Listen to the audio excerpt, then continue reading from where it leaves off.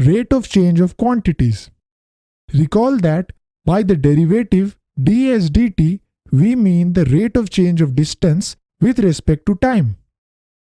In a similar fashion, whenever one quantity y varies with another quantity x satisfying some rule, say y equals to fx, then dy dx or f dash x represents the rate of change of y with respect to x, and dy dx at x equals to x naught, or f dash at x naught represents the rate of change of y with respect to x at x equals to x naught.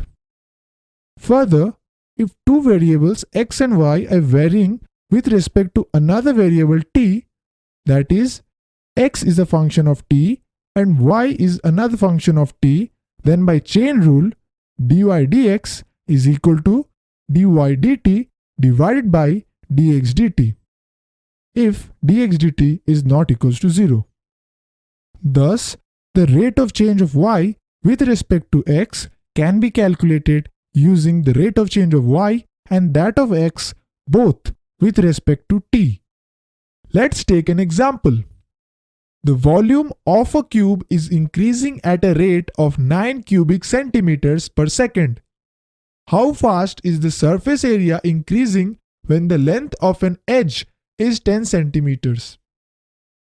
Solution: let x be the length of a side, v be the volume, and s be the surface area of the cube.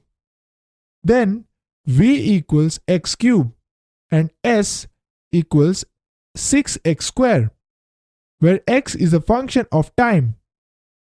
Now dv dt is equal to 9 centimeter cube per second, which is given. Therefore, 9 equals dv dt, which is equal to d dt of x cube. That is 3x square into dx dt by chain rule. Therefore, dx dt is equal to 3 by x square. Now, ds dt equals d dt of 6x square, which is equal to d dx of 6x square into dx dt by chain rule again. So, ds dt is equal to 12x into 3 by x square, that is 36 by x, using the relation 1.